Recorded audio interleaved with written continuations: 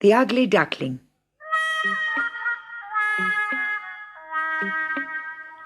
It was late spring, and the sun shone hot on a brown duck beside the farm pond. But she did not stir. She was sitting on her nest of eggs, patiently waiting for them to hatch. Tip-tap, crick, crack. A pretty little duckling struggled out of its shell, and by midday, 5 downy ducklings were cheeping around their mother's feet.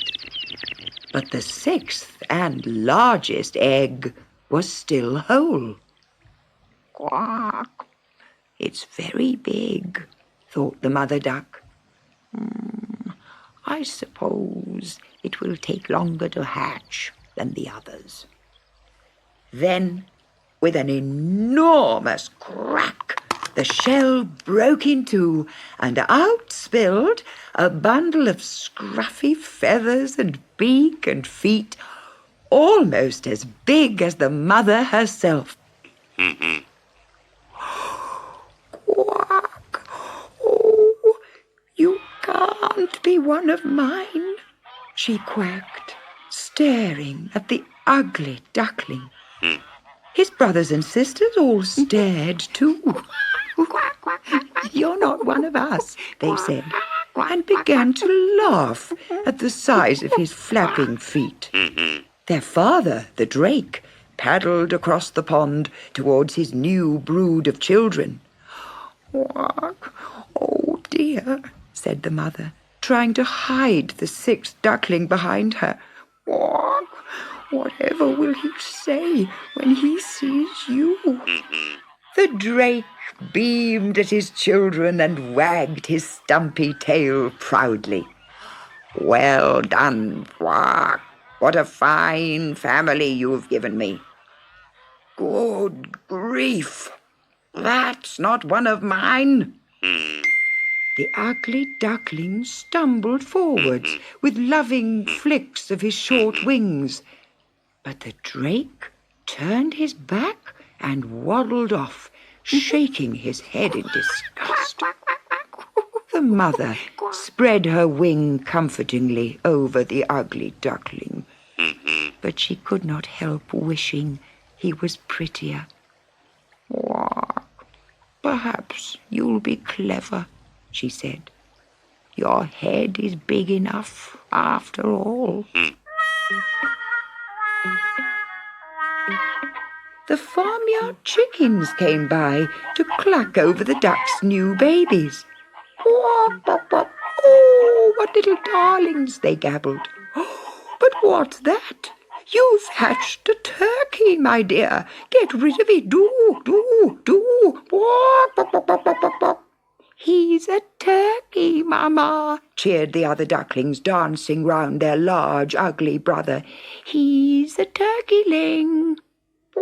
Of course he isn't, quacked their mother sharply. We'll go for a swim on the pond to prove it. Turkeys can't swim. The ugly duckling was not a turkey. He swam just as well as his brothers and sisters, faster, in fact, because his feet were so big.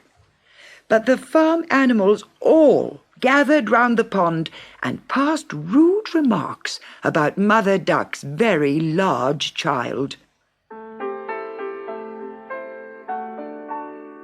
A tear began to trickle down the ugly duckling's beak, and he swam to the far side of the pond and wished he had never been born at all.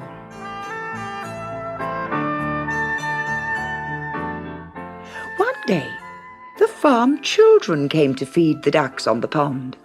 As they tossed scraps of bread to them, huge, long-necked white birds flew overhead. Swans!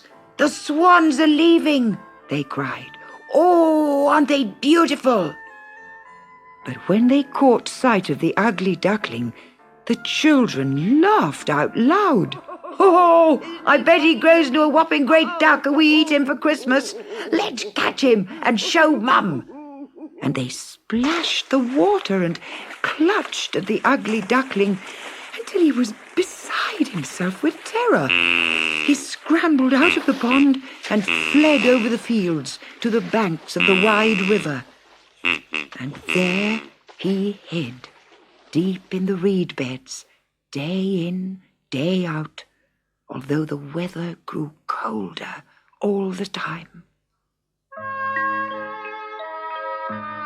At last, spring came. The ugly duckling ventured out onto the flowing river, his shoulders hunched, his head down. He had grown even bigger. At any moment he expected to hear someone say, "Ho, ho, ho, what's that?" Or, "Ha, there goes the duck's feather duster, that ugly son of hers." Then the same huge white birds he'd seen before flew over and plunged down onto the river, parting the water with their white breasts. Their beauty was too much for the ugly duckling to bear.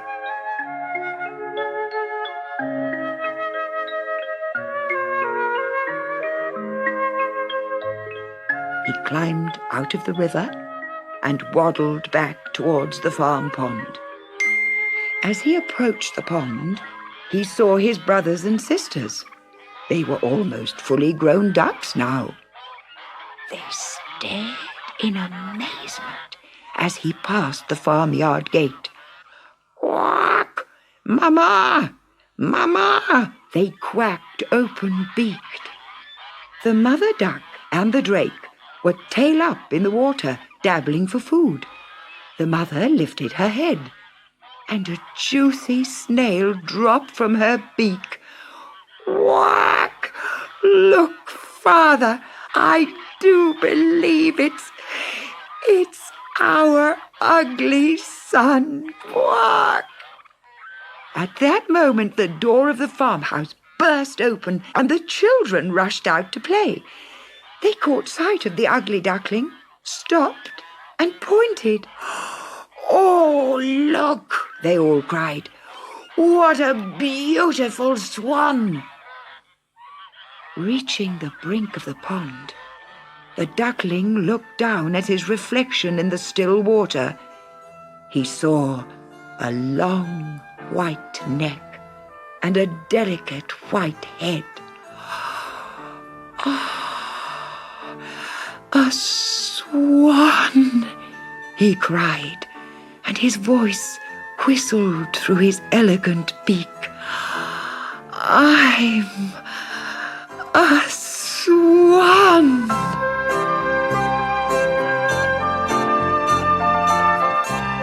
In his surprise and delight, he gave one flap of his white wings and lifted himself into the air to soar and glide with outstretched neck towards the river and his own family, the swans. And everyone said he was the most handsome swan of all.